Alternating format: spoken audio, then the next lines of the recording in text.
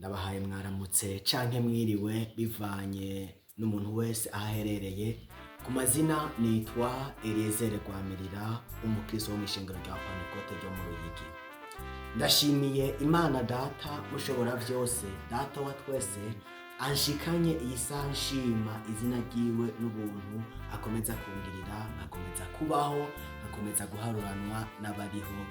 Imana Data mushobora vyose nibihererwe ishimwe n'icubahiro. Ndashimiye abarongozi b'ishengero rya Pantekote ryo mu Ruyigi, umwungere wa mbere n'umwungere wa kabiri, kuvyo badukoreye mu rugendo rwacu rwo kwiga amashure ya kaminuza.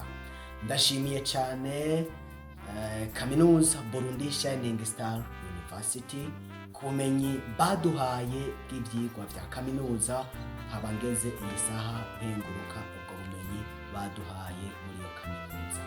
Ndashimiye cane umuryango wa pasiteri rw'umuryango Vesta kuvyo badukoreye muri rugendo rwacu rw'amashure ya kaminuza. Ndashimiye kandi Aruno Arakaza n'umuryango wiwe kuvyo bashoboye kudufasha mu bumenyi butandukanye uko umuntu ashobora kwibeshaho yubaha Imana. Yesu nabahezagire. Mu gushinga uru rubuga nisunze ijambo ry'Imana ryanditse mu cete ca mbere ca Petero igice ca kabiri ku murongo w'9 haravuga ngo, ariko mweho muri ubwoko bwatoranijwe, mukoranije kuba abami n'abaherezi, muri hanga ryera, abantu bashiriweho kuba inyegu yiharije, kugira ngo mukwize ishimwe ry'iyabahamagaye ikabakura mu mwiza ikabashira mu muco wayo utangaje.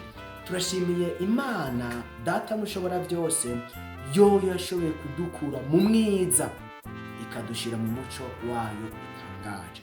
Umuntu wese muri ubu buzima arafise ahantu Imana yamukuye naho yamushikanye, arafise ubuzima yabayemwo kera n'ubuzima arimwo uyu munsi ashobora gushimira Imana. Hari abateye imbere muri ubu buryo, mu buryo bw'umubiri hari abateye imbere, no mu buryo bw'umutima hari abantu bateye imbere. Kuri uru rubuga tuzosangira intahe nyinshi, hazocako ibiganiro byinshi bigiye bitandukanye bishobora kwigisha umuntu uko ashobora kwiteza imbere muri ubu buzima, ahereye kuri bike afise akaduga kugerageze ku iterambere rirama.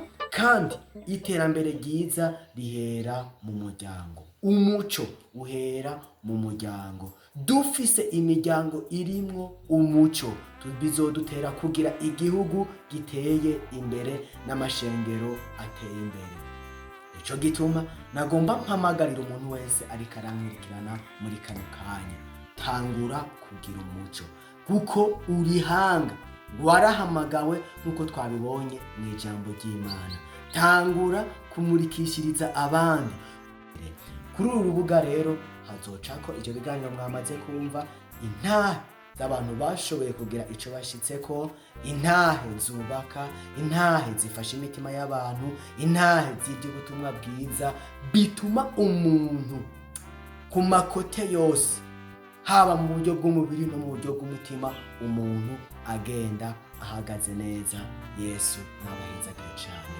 Ndahamagariye umuntu wese rero afise intahe ashobora gusangira na mugenzi we, ikubaka, igafasha, igakomeza umuntu, aza turondere kuno rubuga. Turamuhaye kaze, turongeye guha kaze umuntu wese yisanzure kugira commentaire, kugira s'abone no kugira partage, kugira ngo ubu butumwa bushikire abantu bose kandi benshi bashoboka. Hama muze twubake umuryango uri mu muco. Yesu nabahezagire cane. Murakoze.